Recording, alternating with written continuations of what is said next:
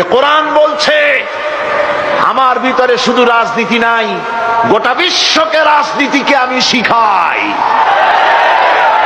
অর্থনীতি শিখাই, পৃথিবী চলবে কিভাবে তা আমি দেখাই।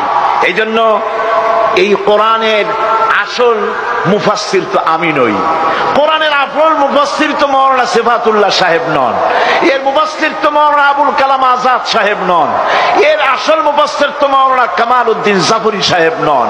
এর আসল মুফাসসির কে?